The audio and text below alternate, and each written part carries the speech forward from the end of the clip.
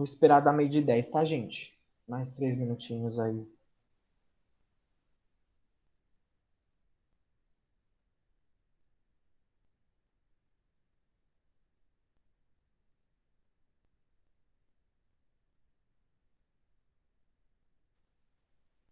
Pessoal entrando em peso agora.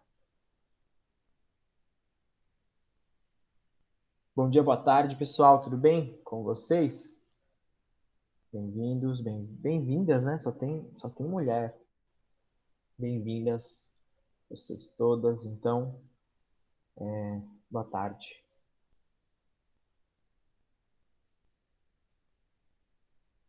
Deixa eu ver se eu espero mais um pouquinho. Mas já tá aí aparecendo para vocês, né? A aula. Tá todo mundo vendo? O som tá bom? Tá baixo? Tá alto?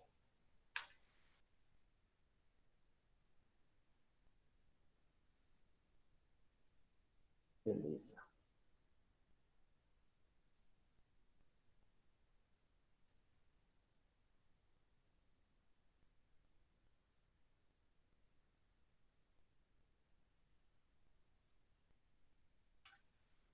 Bom, vamos lá então. Acho que dá para começar, né?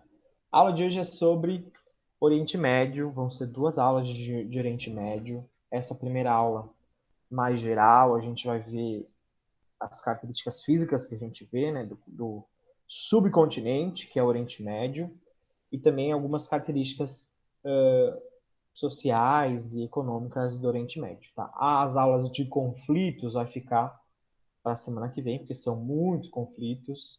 Eu quero tentar conseguir falar com vocês sobre quase todos. Alguns conflitos também desse ano, alguns conflitos mais atuais que podem, né, acho que aí os vestibulares podem se atentar um pouquinho mais. Por exemplo, no começo do ano aconteceu muita coisa no Oriente Médio, ainda vem acontecendo, né? Acho que também um pouco relacionado à pandemia. Eu vou tentar trabalhar um pouquinho isso na semana que vem. Então, hoje é uma aula mais geral, mais de caracterização do que é o Oriente Médio. Tá bom? Então, vamos lá. Aí a gente já tem 2 imagens, né, do que é o Oriente Médio hoje, né, para muita gente, do que é essa importância do Oriente Médio hoje nesse mundo global que vivemos. Na foto da esquerda, a gente tem Meca, né, a cidade sagrada para o islamismo. Meca que tem uma peregrinação muito grande todo ano, né? Tem um dia específico, tem um dia mais específico, acho que é em agosto, onde há a peregrinação a Meca, né? O Ramadã. Mas é uma cidade sagrada, aberta, né, o ano todo, assim como é Jerusalém, assim como é aqui no Brasil. A gente tem Aparecida do Norte, a gente tem aqui em São Paulo, né, a gente tem Juazeiro do Norte, lá no Rio Grande do Norte também. Então, é uma cidade que muito turística, porque recebe muitos turistas, no caso, turistas religiosos, tá? E aqui do outro lado a gente tem Abu Dhabi. Abu Dhabi e todo o Golfo Pérsico, né, o Golfo ali o Golfo Arábico, a gente chama, né, a região da Arábia Saudita, onde a gente tem Abu Dhabi, a própria Arábia Saudita, o Catar, o Bahrein, esses principados islâmicos que vêm investindo fortemente na construção civil, né? São cidades hoje muito turísticas, que recebem turistas do mundo todo, cidades também de negócios, onde muitos negócios são fechados, até porque o Oriente Médio é um pseudo-continente, vamos dizer assim, né? Muito rico por causa do petróleo, né? Por causa também de bolsas de valores importantes dentro do Oriente Médio. Na verdade, tem se criado uma bolha imobiliária dentro desses países, né? De construção, são construções extremamente luxuosas, né? Não é para meros mortais como nós, literalmente para uma classe alta, sabe? Alta, alta mesmo. Muitos europeus migraram para o Oriente Médio, a própria população, né, os sheiks, os príncipes, a população, não a população toda, né, compõe o Oriente Médio, mas a população da classe alta, os príncipes, os sheiks, os donos de refinarias, os que comandam realmente o dinheiro, o fluxo de dinheiro no Oriente Médio. Até por isso tem se criado uma bolha imobiliária, como eu disse, de crise, né? até porque depois da crise de 2008, ainda mais agora com a crise da pandemia, né, muitos imóveis estão vazios, né? Porque se construiu muito, são muito caros, acabam não vendendo todos. Então, esses países têm enfrentado uma crise imobiliária aí com base na construção civil. A Copa do Mundo do Catar, a Copa do Mundo de Futebol, que vai ser em 2022, é um pouco para mostrar para o mundo o que vem acontecendo no Oriente Médio, essa transformação. Tem fotos muito legais no Google. Você pega Abu Dhabi 30 anos atrás, Abu Dhabi hoje, né? Praticamente deserto e hoje prédios enormes. Então, o Oriente Médio vem mudando, não é só deserto, não é só petróleo, existem outros investimentos. A gente vai ver a questão dos recursos hídricos, que são escassos, a questão aí da construção civil, a questão do turismo também, que vem ganhando espaço. Até porque os próprios sheiks, os próprios, vamos dizer, os donos dos países, né, eles sabem que o petróleo vai acabar, né? Eles sabem que num futuro próximo as reservas petrolíferas vão cessar e o Oriente Médio vai precisar se reinventar economicamente, não vai poder ficar dependente do petróleo o resto da vida. Então, essa passagem do petróleo para o turismo é muito importante para dar essa nova cara do que é o Oriente Médio e do que vai ser o Oriente Médio, né, pós mercado de petróleo. Tudo bem? Mas para falar de Oriente Médio, por que tem esse nome? Né? Por que é Oriente Médio e por que o Oriente Médio não é um continente? Né? O Oriente Médio ele tem esse nome porque ele está no meio. No meio do quê? No meio da Europa, no meio da África e no meio da Ásia. Né? Então ele é um Oriente porque está mais próximo, né, à Europa, que a África, aliás, mais próximo à Ásia. Ele está dentro da Ásia, né? Uma sub-região da Ásia, mas ele recebe esse nome de Oriente Médio por estar justamente no meio dos três grandes continentes, a África, a Europa e a Ásia. Tá? E qual é a vantagem da localização aqui do Oriente Médio? Justamente esse maior contato entre três grandes continentes, que vão influenciar economicamente, que vão influenciar socialmente e culturalmente a região do Oriente Médio. Tá? A gente teve várias civilizações ocupando essa região, como o Império Otomano, a população russa já ocupou parte dessa região, principalmente aqui ao norte, próximo à Turquia. O Império Britânico também já foi dono da região, né? O Império Alemão, o Império Francês. Então, essa região já passou por vários donos, né, entre aspas, por vários domínios europeus, domínios asiáticos, domínios africanos também. É uma região muito plural, né? Etnicamente e culturalmente é uma região muito plural, embora a gente pense, o Oriente Médio é islamismo, né, praticamente. Hoje sim, mas né, décadas e séculos passados era uma sociedade muito plural, tá bom? Além do que, também é uma região de rotas comerciais muito importantes, com base no petróleo, mas com base em outros produtos também. Né? Por exemplo, navios que vêm da Ásia passam pelo Oriente Médio. Né? Navios que vêm da Ásia para a Europa, eles têm que passar aqui pelo Oriente Médio, eles têm que entrar aqui no Canal de Suez do Egito, entrar no Mar Mediterrâneo. Então é uma rota comercial, tanto por petróleo importante, mas de outros produtos também que vêm da Ásia para a Europa, ou da Europa para a Ásia, ou do Oriente Médio para a África, do Oriente Médio para a Europa. É uma região que tem muitas rotas comerciais, tá? E além disso, a gente também tem grandes conflitos, né? Grandes tensões geopolíticas ocorrendo no Oriente Médio. Então isso vai ser, a gente costuma dizer que o Oriente Médio é um barril de pólvora, né, devido aos tantos conflitos que existem. Conflitos étnicos, conflitos religiosos, conflitos econômicos e geopolíticos e conflitos naturais também. Conflitos, por exemplo, em relação ao domínio da água. Né? É uma região que tem escassez de água, é uma região muito árida, desértica, existem pouquíssimos recursos hídricos e existem conflitos também relacionados à posse das nascentes, ao consumo de água, né? Não é só petróleo, como eu disse. Então, envolve vários conflitos, vários temas importantes. A gente fica muito pautando, sempre batendo na questão do petróleo, na questão das invasões e das intervenções norte-americanas. Hoje, a guerra na Síria, organizações terroristas, Al-Qaeda, Estado Islâmico, mas também existem outros temas importantes que também impulsionam vários conflitos. A gente vai ver algum deles, tá bom? Dúvidas até aqui?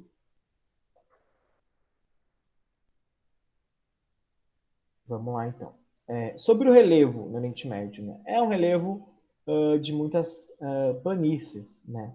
É um relevo muito baixo, não tem tantos assim relevos altos, embora aqui quanto mais escurinho, né? Quanto mais vermelhinho, mais alto o relevo. Mas são relevos não muito altos, são relevos não chegam a 1.000 metros, né? São planaltos antigos, é, mas basicamente são planícies por causa das reservas de petróleo, né?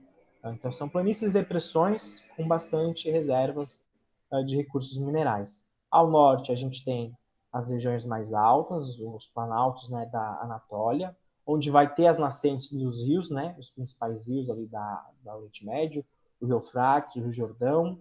A gente tem ali também o Rio Eufrates, o Rio Tigres e o Rio Jordão. Ali na Turquia a gente tem a nascente do Rio Jordão. Os rios sempre nascem no lugar mais alto, desaguam para o lugar mais baixo, né? Então eles vão nascer, em sua maioria, aqui ao norte e vão desaguar, desculpa, agora sim, eles vão nascer aqui ao norte e vão desaguar aqui, ó, no Mar Cáspio, né, no Mar Negro, próximo ao Oceano Índico. Eles nascem na área mais alta e desagam, cortam toda a planície, toda a depressão, até chegar no Mar Negro, tá bom? A oeste, para cá, né, a gente tem o Planalto da Arábia, aqui em cima, ó, né, também não regiões não muito altas, e a leste a gente tem o Planalto iraniano. No Irã a gente tem algumas cadeias de montanhas importantes e que são até foram importantes até em invasões, né? Porque como são regiões mais altas, a questão da intervenção no Irã e das invasões no Irã, elas acabam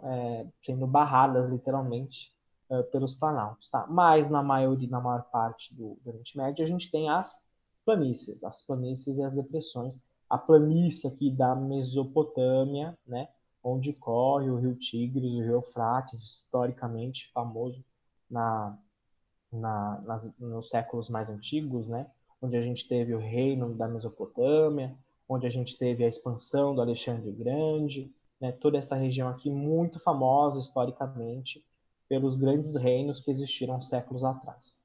Então a gente tem planaltos, né, mas em sua maior parte são as planícies que dominam o relevo aqui do Oriente Médio. Em relação à hidrografia, a gente estava falamos um pouquinho, né? A gente tem 3 rios principais e basicamente só isso, né? Aqui nesse recorte ele traz ainda o Rio Nilo, né? O Nilo que está no Egito. O Egito não faz parte, né, geograficamente do Oriente Médio, a não ser a faixa de Gaza. Né? O Egito faz parte, né? O Egito tem a parte africana do Egito, que é essa parte aqui, mas tem esse pedacinho aqui entre o Mar Vermelho, né, e Israel, por exemplo, que vai ter também a faixa de Gaza, que é um território egípcio. Mas a gente tem basicamente 3 grandes rios aqui no Oriente Médio. O Rio Jordão, com disputas aqui entre Síria, Líbia, Israel, palestinos. O Rio Tigres e o Rio Eufrates, né, aqui na planície da Mesopotâmia, que corta a Turquia, que corta o Iraque, que corta o Irã e deságua aqui no Golfo Pérsico, tá bom? Basicamente esses 3 rios importantes. E aí lembrando, como é uma região muito árida, é uma região de clima muito quente, de desertos, né, escaldantes, a gente vai ter grandes conflitos em relação à nascente dos rios. Porque o país que domina, ou que tem em seus territórios, a nascente desses rios, basicamente domina todo o fluxo, toda a vazão do rio. Né? A gente tem um grande conflito entre a Turquia e o Iraque, né, aqui no rio Eufrates. Aqui da Líbia, como eu já adiantei, entre a Líbia e Israel, a gente também tem um grande conflito entre as nascentes do Rio Jordão. Né? Israel, inclusive, usa muito o Rio Jordão para sua agricultura, que é uma agricultura muito tecnológica, que usa muitas ferramentas de irrigação. Né? Então, a água também vai ser aqui um recurso natural, além do petróleo, de conflitos, né, entre as nações aqui do Oriente Médio. Também existem alguns aquíferos, né, lençóis freáticos, mas eles são insuficientes para a necessidade tanto da agricultura quanto da indústria de alguns países da região. Tá? Então, é muito importante ter o domínio do Rio Jordão, do Rio Tigres e do Rio Eufrates aqui. Tá bom? Sobre clima, já adiantei para vocês, é um clima muito quente, a gente tem basicamente dois climas, né? O clima árido e o clima semiárido. O clima semiárido ele sempre vai estar em volta do clima árido, né? Aqui no Brasil, por exemplo, a gente não tem clima árido, a gente tem clima semiárido no Nordeste, né? Mas provavelmente a gente teria um deserto no meio do nosso clima árido, né? É o que vai acontecer provavelmente daqui a alguns séculos, né? Um grande deserto no Nordeste brasileiro. E em volta do deserto, um clima árido, que é o que acontece aqui no Oriente Médio. Então, essa área vermelha é o clima desértico, o clima árido, né? Muito quente, na zona intertropical. E aqui mais ao norte, a gente tem a zona temperada, né? De clima semiárido. Tá? Então, essa região, embora ao norte também com altas temperaturas, são temperaturas, né, mais amenas, até por causa do relevo. Lembra que aqui ao norte a gente tem um relevo mais alto, e quanto mais alto, menor a temperatura, ou pelo menos a temperatura tende a ficar um pouco menor. Né? Então, nesse relevo mais acima, aqui ao norte, a gente tem um clima semiárido, de temperaturas mais amenas, mas ainda assim altas.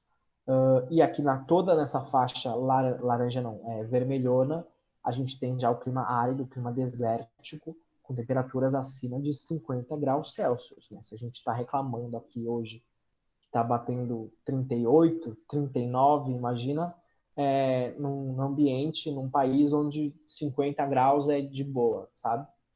Inclusive para as obras da Copa do Mundo no Catar, todos os estádios de futebol têm que ter ar-condicionado. Inclusive, o Catar está fazendo bolhas nas ruas também, né? Principalmente para pegar os transportes públicos, né? Como se fossem tubos, igual tem em Curitiba. Não sei se vocês já viram em Curitiba, existem os tubos de transporte, são literalmente canos enormes, né? Do tamanho da gente, em que os ônibus e as pessoas circulam dentro. E no Catar é mais ou menos isso, porque é impossível ficar na rua, né? Tem que ser a base de ar-condicionado mesmo e de tubulações naturais que fazem circular o ar, porque é muito, muito quente. Tá bom? E sobre a vegetação, lembrando, a vegetação vai espelhar sempre o clima. Né? Então, na vegetação, na região árida, a gente tem as plantas xerófilas, né? Aquelas que armazenam água dentro delas, assim como os cactos, as bromélias, né? Alguns pequenos arbustos, mas basicamente cactos, né? Que é a vegetação tipicamente do deserto. E na região semiárida a gente vai ter estepes e pradarias. Alguns campos, né, com gramíneas, com arbustos um pouco espaçados, mas basicamente apenas esses dois tipos de vegetação. As xerófilas, o que eu fiz aqui? As xerófilas na região árida, desértica, e os campos e as pradarias na região semiárida, mais aqui ao norte. Tudo bem? O que eu ia falar de xerófila? Nossa, eu esqueci. Plantas xerófilas, cactos. Eu ia falar alguma coisa. Ah, eu ia falar dos desertos aqui no Oriente Médio. Só deixa eu ler o que a Jenny escreveu. Nossa, isso é muito quente, como ficam os idosos. Já na Espanha tem que morrer de calor. A gente vai falar já dessas coisas sociais, né? Alguns aspectos sociais no Oriente Médio, mas a população não tem uma expectativa de vida muito alta, tá? No Oriente Médio. Creio até por causa do calor, inclusive, né? Mas também questões sobre distribuição de renda que a gente já vai falar. Mas realmente, não é uma população muito idosa, né? Quem vive bem é quem tem mais dinheiro, quem tem mais condições, né? Tá bom? Eu ia falar sobre desertos. A gente tem, não sei se você, Ana, chegou a falar com vocês, mas a gente tem dois tipos de desertos, né, no mundo. Desertos arenosos e desertos pedregosos, né? Os desertos pedregosos, que a gente encontra muito na Europa, até praias pedregosas que a gente encontra na Europa, nos Estados Unidos, o deserto do Texas é um deserto pedregoso. Então, esses desertos eles estão mais próximo do clima temperado, né? Mais próximo do Equador, não, dos trópicos, ou no Trópico de Câncer, ou no Trópico de Capricórnio. O deserto da Namíbia, na África, também é um deserto pedregoso. Próximo ao Equador, que é a questão aqui da Península Arábica, a gente tem os desertos arenosos, né? Até porque o sol ele vai ser um fator muito importante de erosão eólica, sol e vento, né? Como aqui a gente também tem uma península, a gente tem o Mar Vermelho, a gente tem o Oceano Índico, a gente tem a Península Arábica, o Mar Mediterrâneo, a gente tem em volta dessa região grandes oceanos. Então a gente vai ter uma disponibilidade de ventos muito alta. E o vento é o grande, né, é o grande fator erosivo desses desertos arenosos. Assim como a gente tem no Nordeste brasileiro, as dunas lá no Maranhão, porque é uma região onde tem muito vento. O vento vai erodir esse relevo, vai erodir essa parte do relevo, deixando, né, o deserto mais arenoso, com partículas de areia mais fininhas. Enquanto nos desertos arenosos, pedregosos, a gente não tem tanta ação eólica, tanta ação do vento, e por isso, né, um deserto mais pedregoso, com grãos de areia ou pedras mesmo um pouco maiores, tá bom? Essa é uma diferença aí básica de desertos arenosos e desertos pedregosos, tá bom? Então a gente falou de hidrografia, falou de localização, falou de hidrografia, falou de clima, e falou de vegetação.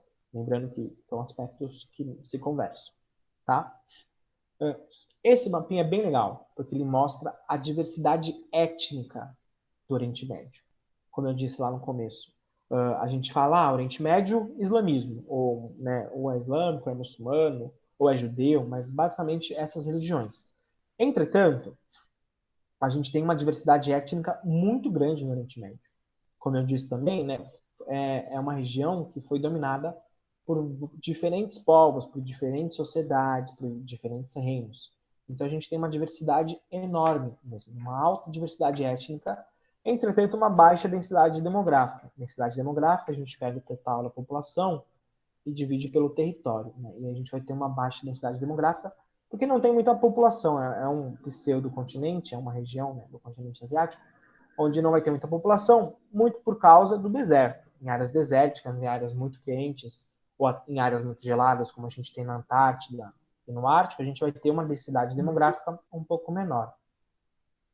Tem gente entrando. O Stephanie, tudo bem?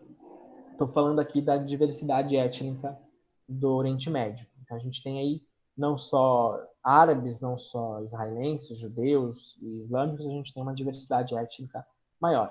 Para começar, vamos separar algumas coisas. Quando a gente fala de árabes, né, quem que são os árabes?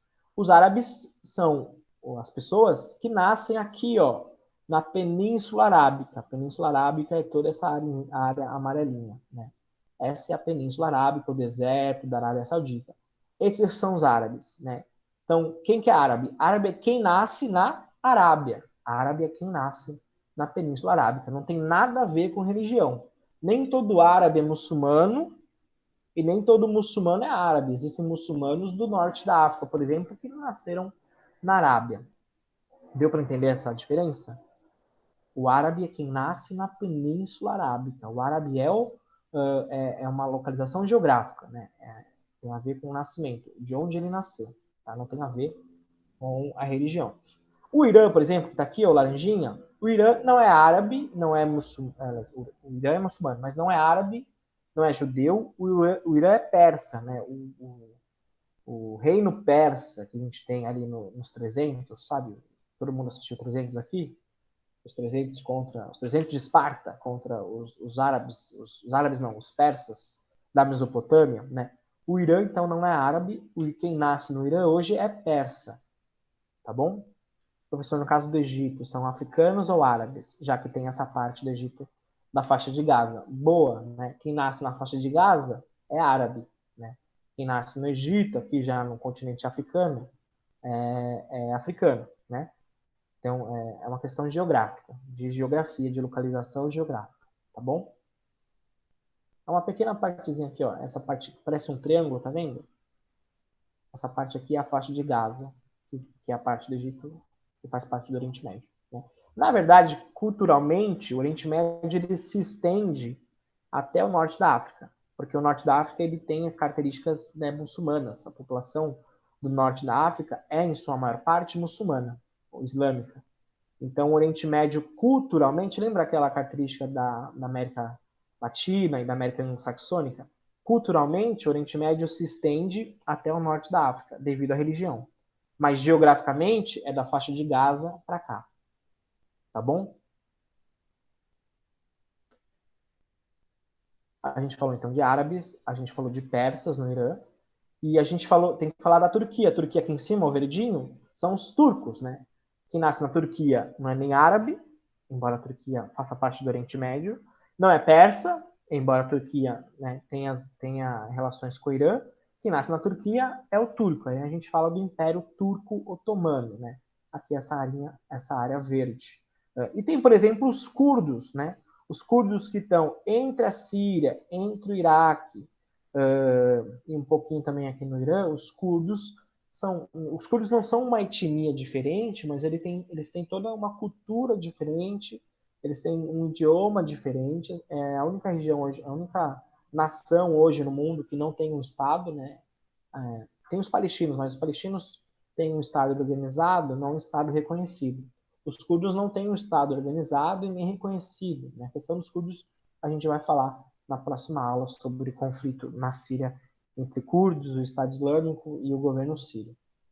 Tá? Então, essas diferenças aqui étnicas dentro do Oriente Médio, para vocês entenderem que o Oriente Médio não é tudo igual, existem várias diferenças, diferenças importantes, étnicas e religiosas também. Muito legal esse mapa.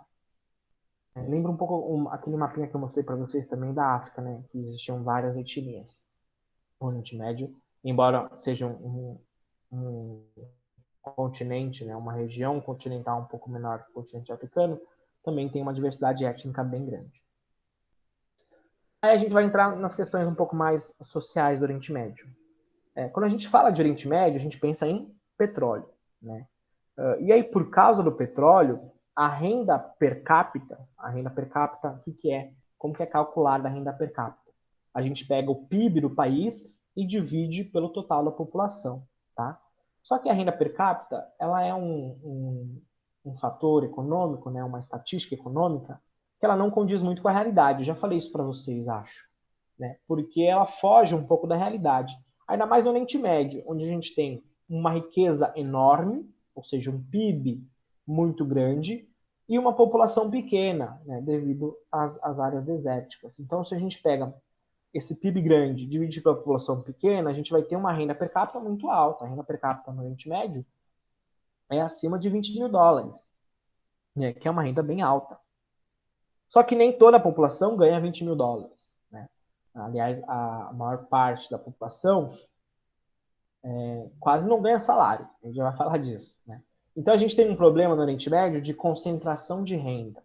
Né? Embora não seja um continente, uma região desigual, com grande desigualdade social, a gente tem uma grande concentração de renda, porque o dinheiro está concentrado nas mãos dos sheiks, nas mãos dos príncipes, nas mãos das famílias poderosas. Tá?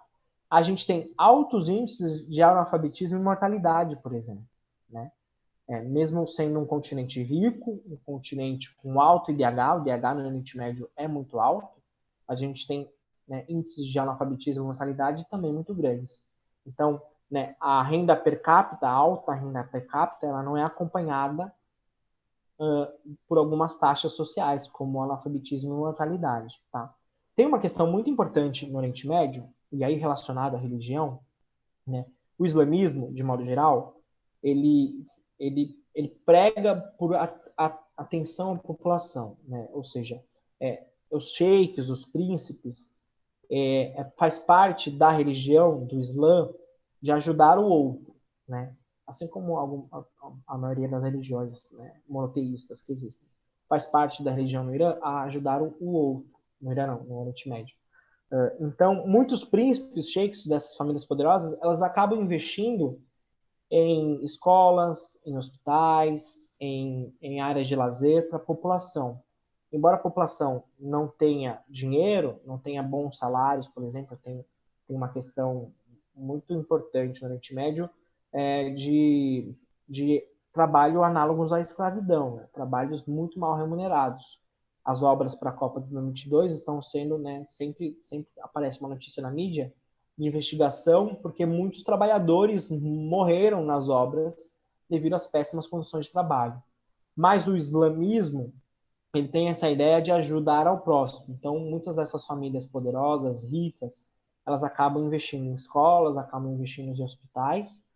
Então, a população, de modo geral, ela tem acesso a esses serviços, de modo geral. É claro que sempre vai ter uma parcela da população que vai estar fora, né, dessa tensão social, mas a população, então, tem acesso, a maior parte tem acesso a esses serviços, embora os salários sejam poucos, né, sejam pequenos, e tem toda essa questão aí da legislação trabalhista que também é complicada no Oriente Médio.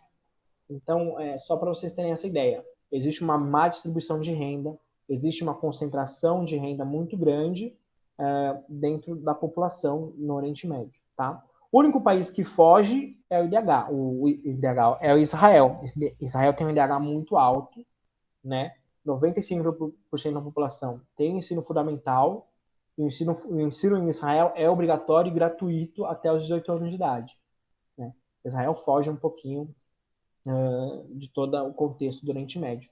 Até porque Israel, muitos israelenses, né, ou muitos descendentes israelenses, ou matriarcas israelenses, patriarcas israelenses, vieram de outras regiões. A gente vai falar sobre o sionismo, né, o movimento sionista, a expulsão de judeus da região, depois a volta deles pós-Segunda Guerra Mundial. E, por exemplo, muitos americanos ou estadunidenses, né, judeus saíram dos Estados Unidos e foram para Israel. Então a gente tem uma cultura um pouco mais europeia, um pouco mais ocidental dentro de Israel, que difere da cultura oriental dos outros países ali da Península Arábica, tá bom? E o Israel realmente foge um pouco desses países, tá bom? Ia falar, quem foi que me perguntou da questão do calor? Foi você, né, Jenny? A questão do calor. Então, boa parte da população tem acesso à saúde, à educação. Mas a população mais pobre mesmo acaba sofrendo com analfabetismo, com mortalidade, e aí isso faz com que a expectativa de vida não seja muito grande, a não ser para quem tem essa concentração de renda, para quem tem dinheiro, para quem tem poder, tá?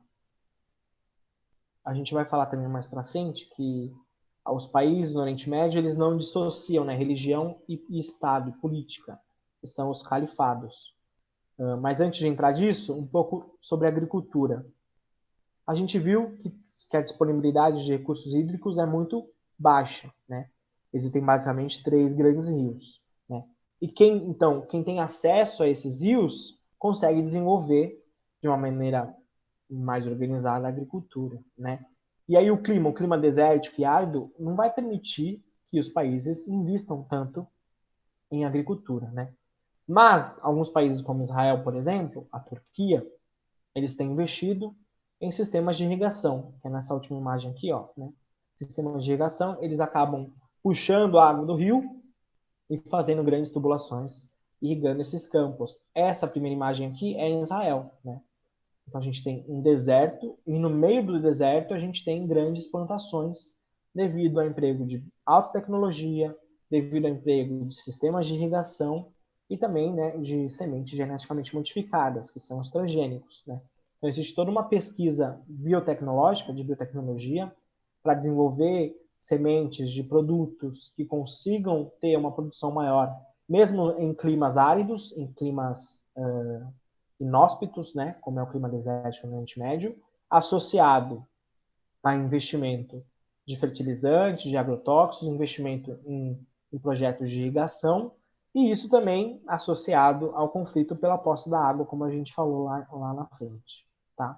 Então, o clima desértico vai dificultar, mas alguns países vão conseguir investir por causa de alta tecnologia, de alto investimento na agricultura, de tecnologia. A gente vai ter alguns países se sobressaindo. Então a gente tem aí Turquia com grandes, né, plantações de beterraba, algodão, azeitona, cevada, frutas, milho, nozes, sementes e tabaco e trigo. E Israel, né, com indústrias alimentícias, mas muito tecnológicas, com alto valor agregado, tecnologia de ponta. Israel também desenvolve, tem um setor militar muito grande, de armas, de softwares, de hardware, um avanço médico muito grande também, e toda essa pesquisa em tecnologia acaba servindo também à agricultura, né? Vocês sabiam que o tomatinho cereja, sabe o tomatinho cereja? Pequenininho, parece uma bolinha. O tomatinho cereja é uma patente israelense, né? Foi Israel que desenvolveu o tomatinho cereja, com base na biotecnologia, né? Com base na genética de produtos agrícolas. É uma semente geneticamente modificada que é produzida por Israel e ela é praticamente, né, cultivada em áreas desérticas lá em Israel. Tá bom? Então, a agricultura não é tão desenvolvida, a não ser esses países que investem pesado nesses setores. E Israel, de novo, ele foge um pouco da curva, porque Israel tem investimento não só na agricultura, mas em outras áreas econômicas, na indústria de altas tecnologias, na indústria armamentista, né? Israel tem um exército muito grande, né? Todo mundo em Israel precisa servir, né? Fazer o alistamento militar, inclusive as mulheres. Não sei se vocês sabiam, a Gal Gadot, que faz a Mulher Maravilha, ela é israelense e ela serviu no exército israelense. Aquela outra atriz, esqueci o nome dela, ai, não lembro, também é israelense, não vou lembrar o nome dela agora. Também, mas ela também serviu o exército. Deixa eu ver. Ai, meu Deus, eu não esqueci o nome dela.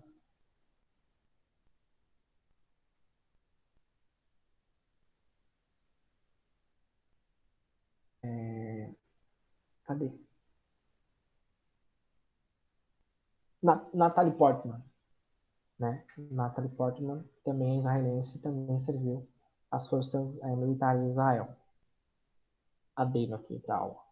Professor também é cultura de cinema. Aqui em relação a petróleo, a gente tem que falar de petróleo quando fala, né, do Oriente Médio. As maiores reservas de petróleo de 2019. A maioria delas estão em Israel. Israel não. Falei tanto de Israel que estou com Israel na cabeça. A maioria delas estão no Oriente Médio. A gente tem, ó, a Arábia Saudita, a segunda maior reserva, o Irã a quarta, o Iraque a quinta, o Kuwait a sétima, Emirados Árabes a oitava, a Líbia, né, que não está exatamente no Oriente Médio, está ali no norte da África, mas também é islâmica, né? A Líbia aparece em 11º, Cazaquistão e Catar aqui em 14º. Então, a maior parte das grandes reservas petrolíferas estão no Oriente Médio. 61, né, 61,5% de toda a reserva mundial de petróleo está no Oriente Médio, tá bom? Além disso, né, com uma produção de mais de 726 bilhões e 700 milhões de barris por ano. É muita coisa. É um comércio petrolífero muito grande. Isso explica alguns conflitos, isso explica a importância econômica, a importância geopolítica dessa região, que é pequena, se comparada com o território, mas que é muito rica quando a gente compara com os recursos minerais, especialmente o petróleo, tá? E aí, para introduzir um pouquinho a aula da semana que vem, e a gente vai fazer um exercício depois desse slide, para introduzir um pouquinho a aula da semana que vem, a gente vai falar das religiões. Então, além do petróleo, além da água, a gente também tem, né, a região ali no Oriente Médio, principalmente Jerusalém, a região ela é o berço das três maiores religiões monoteístas que a gente tem no mundo, né? Foi nessa região do Oriente Médio que nasceu o cristianismo, foi nessa região do Oriente Médio que nasceu o judaísmo e foi nessa região do Oriente Médio que nasceu o islamismo, tá? Então, os conflitos religiosos vão ser importantes porque sempre vai haver isso, séculos e séculos, né, mais de 2.000 anos aí já, de conflitos entre essas religiões, de domínio desse território. A gente está falando de geografia, a gente está falando de poder. Poder territorial, poder geopolítico. Tem a ver diretamente com a posse da região, com a posse do território. A gente vai falar mais disso quando eu vou falar de Israel e Palestina. mas o território sempre foi importante. Não só por causa do petróleo, não só por causa da água, mas também por causa da religião, tá bom? A gente está mais próximo do cristianismo, né? Do judaísmo também, o judaísmo é bem parecido com o cristianismo, só algumas diferenças, mas a questão do islamismo, ela sempre pega a gente, né, em mais curiosidade. O que é o islamismo? O islamismo é um secretismo entre o judaísmo e o cristianismo. Na verdade, é muito parecido com o cristianismo, né? Em vez de ter, ao invés de ser Deus, ao invés de ser Deus é Alá, né? Ao invés de ser Jesus é Maomé, ao invés de ser a Bíblia é o Alcorão, né? A Meca, que é a cidade sagrada que a gente viu lá no primeiro slide. Então, é uma religião muito parecida com o cristianismo. E aí, até por isso, talvez, tanto o cristianismo quanto o judaísmo quanto o islamismo, por serem religiões parecidas, com algumas diferenças apenas, isso acaba tendo mais treta ainda, né? Sendo mais complexo e inflando os conflitos, tá bom? Uma outra questão muito importante dentro do islamismo é que países islâmicos, de modo geral, não dividem a política da religião, né? Tanto a política quanto a religião são uma coisa só, são estados teocráticos, né? Lá da Idade Média, exatamente, igualzinho à Idade Média. Né? Não estou falando que eles são atrasados, estou falando que é cultural. No Oriente Médio, Estado e religião são uma coisa só, são os estados teocráticos, são os califados, na verdade, né? Tanto o poder político quanto o poder religioso são uma coisa só. Normalmente, o líder político também é o líder religioso, né? E a questão da jihad, a gente fala da jihad, da guerra santa, a gente associa a jihad muito ao terrorismo, né? E, claro, o terrorismo é uma grande, como é que fala? Ameaça, um grande medo no mundo globalizado, mas internamente, dentro da cultura religiosa, a jihad é uma guerra interna, é uma guerra espiritual. A jihad não tem a ver com o fundamentalismo islâmico de chegar no meio de Paris e explodir uma bomba, né? A jihad é aquele conflito interno, mais moral, que o islâmico, que o muçulmano tem dentro dele, tá? É claro que isso, quando é ocidentalizado, quando chega na mídia ocidental, na mídia dos Estados Unidos, na mídia do Brasil, na mídia na Europa, isso acaba sendo o quê? Exagerado, né? E muitas das coisas que a gente conhece do Oriente Médio, do próprio islamismo, são exagerados, né? São extrapolados através da mídia ocidental, tá? Porque alguns religiosos dessa região distorcem o Alcorão. Eu já vou falar aqui de sunitas e xiitas, tá? Esse slidezinho aqui que tá aqui do lado. Mas a questão da jihad, deu para entender? Não é fundamentalista, não é pegar em armas e matar todo mundo. A jihad é mais uma guerra interna, uma guerra espiritual do praticante do Islã. Beleza? Uma outra questão que eu queria discutir com vocês é a diferença de islâmico e muçulmano. Né? A gente falou da questão do árabe, nem todo árabe é islâmico, nem todo islâmico é muçulmano, nem todo muçulmano é árabe, né? É uma confusão. Mas, bom, árabe é quem nasce na região, a gente já viu isso. Né? O islâmico, ou islamismo, a isla é a ideia, a isla é a religião. Né? A isla é o que pega tudo, tá ligado? A isla é literalmente a ideia de Maomé, a ideia, né, de Alá é a religião, é todo o sincretismo religioso que envolve o povo, que envolve a nação, tá? Então, quando você é islâmico, é porque você está aceitando aquela religião, tá bom? É igual o católico, vamos fazer essa analogia, tá? O católico, o islâmico seria o católico. Mas aí, dentro do catolicismo, a gente tem aqueles católicos praticantes e os católicos não praticantes, né? Acho que todo mundo conhece um católico não praticante, tá? E aí a gente entra na questão do muçulmano. O muçulmano é aquele cara que aceitou a isla, que aceitou o islamismo e pratica o islamismo, tá? Então, todo muçulmano é islâmico, beleza? O muçulmano é o praticante do islamismo. Deu para entender? Deixa eu escrever isso aqui, ó. O muçulmano, muçulmano é o praticante do islamismo. É aquele cara que aceitou a religião. Mas nem todo islâmico é muçulmano. porque eu posso ter aceitado, eu posso ser cristão, no caso, vamos voltar para o catolicismo. Eu posso ser cristão, mas eu não sou praticante, eu não frequento nenhuma igreja, eu não tenho uma um rígido cotidiano com o cristianismo, tá? Eu acho que eu tô falando um pouco de mim, tá? Minha família é cristã, já frequentei igreja, mas tem muito tempo já que eu não vou à igreja. Mas eu me considero cristão ainda, embora não esteja praticando, sacou? Eu seria um islâmico, mas não um muçulmano. O muçulmano é quem pratica, o muçulmano é o praticante. Deu para entender essa diferença? Para vocês não errarem mais em prova nenhuma. Nem confundir árabe com islâmico, nem islâmico com muçulmano, nem muçulmano com árabe. São coisas completamente diferentes, tá bom? E aí, dentro do islamismo, para complicar um pouquinho mais, exemplo disso é o falecido boxer Cassius Clay. Exatamente, né? Ele era islâmico, certo? Uma outra diferença dentro da religião é a questão dos sunitas e xiitas, tá? E aí para complicar um pouquinho mais, eu juro que não é a minha intenção. Mas dentro do islamismo não existe só sunitas e xiitas. Existem outras vertentes. Existe, por exemplo, o arabismo na Arábia Saudita. Não são nem sunitas nem xiitas, são arrabitas.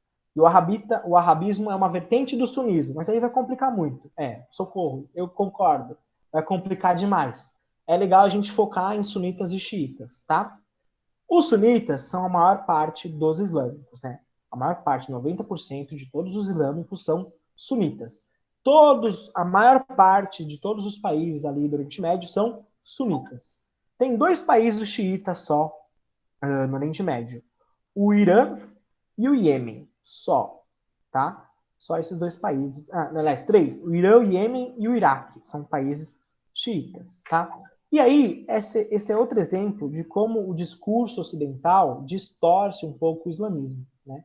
Vou perguntar para vocês, quem vocês acham que são os mais radicais? Os sunitas ou os xiitas?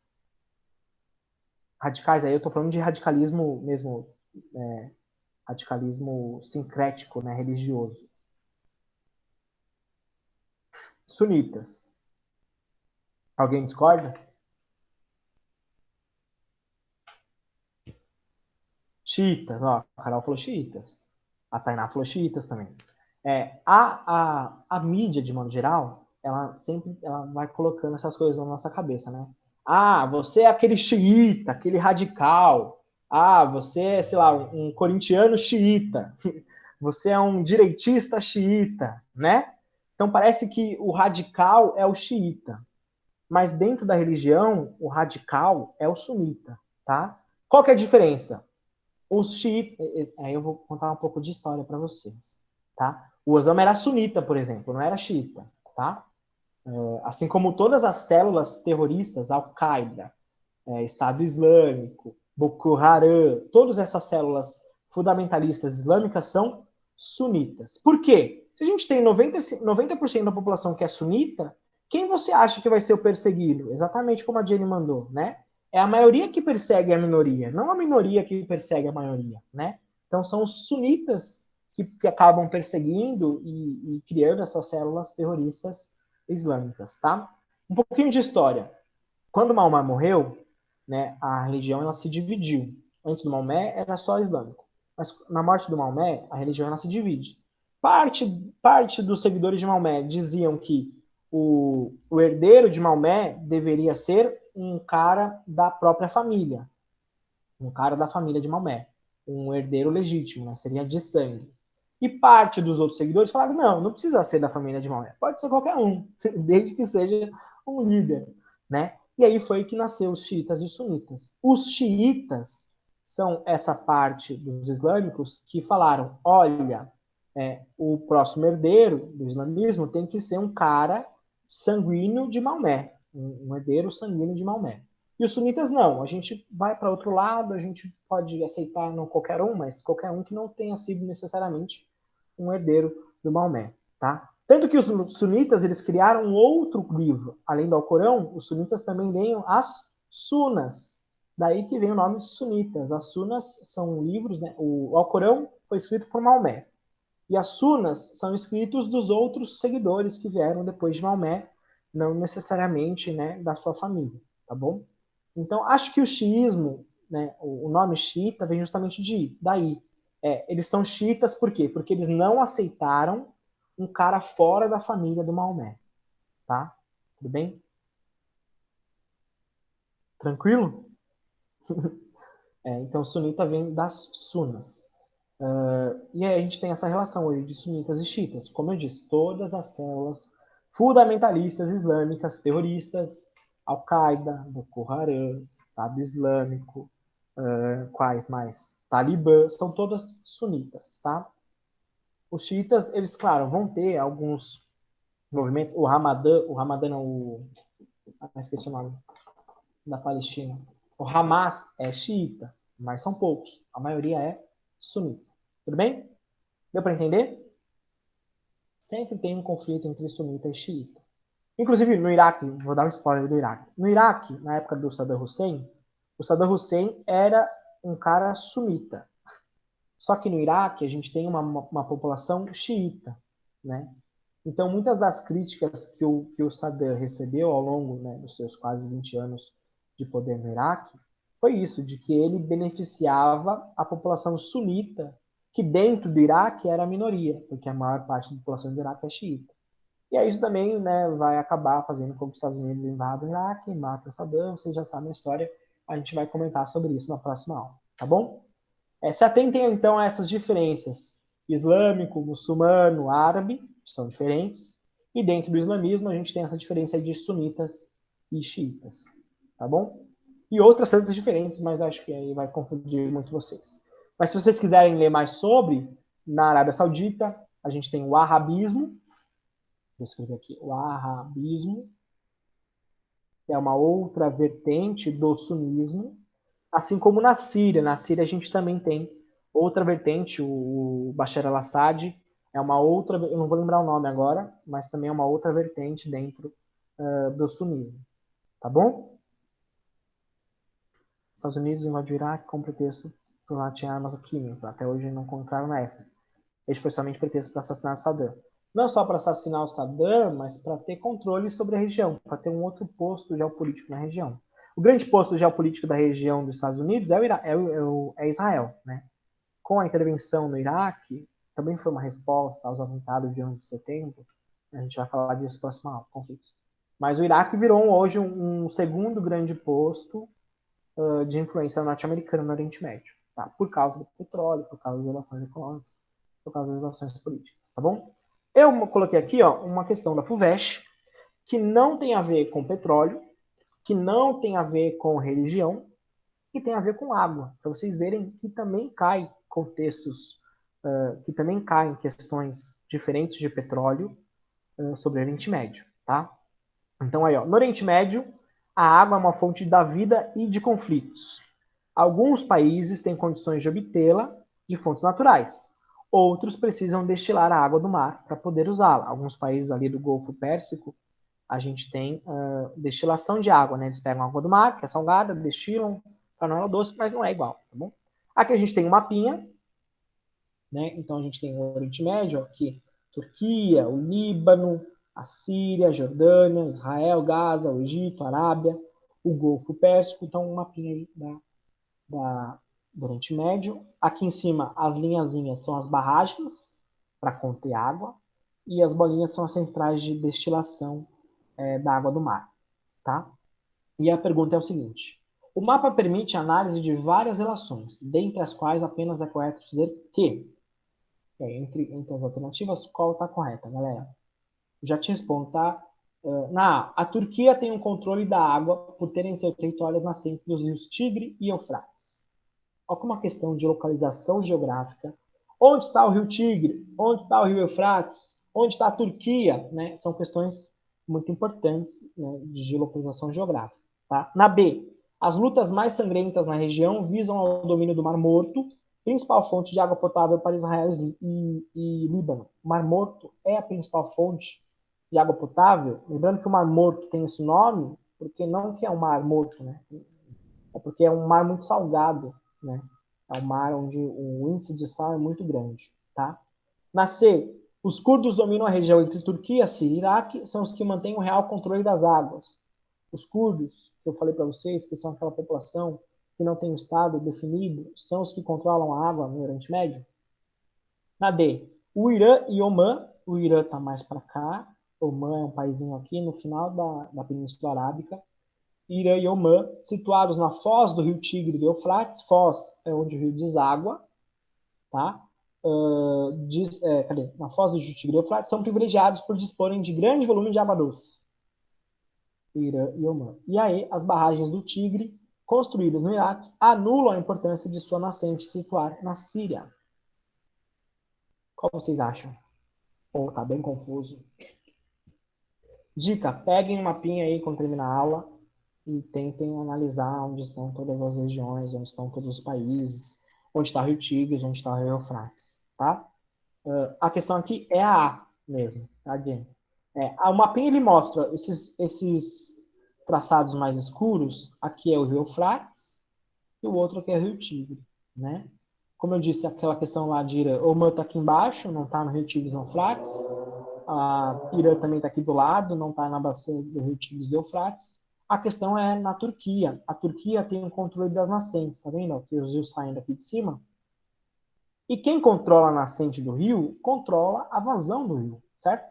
Controla a disponibilidade de água, né? Grandes conflitos aqui é porque a Turquia tem várias barragens, ó. Olha como a Turquia tem várias barragens aqui na, na nascente dos rios, e isso acaba, né, disponibilizando menos água para os outros países, para o Líbano, para a Síria, para o Iraque, porque nas nascentes estão sendo barradas, tá?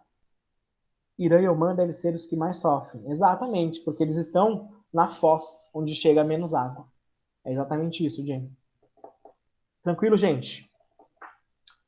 Vou terminando a aula, eu divulgo para vocês reassistem, assistam, anotam, façam anotações. Na próxima aula a gente vê os conflitos, e termina essa aula sobre o Oriente Médio. Beleza? Muito obrigado, gente. Até semana que vem. Assistam a aula novamente, anotem as dúvidas para a gente tirar na próxima aula, tá bom? Tchau, tchau, galera. Bom dia aí, bom calorzão para todo mundo. Tomem água, hein? Se hidratem, por favor. Tchau, gente. Teve uma pergunta aqui, cadê? Não vou achar agora. Muito petróleo no Iraque também. Tchau, Diego. Até mais.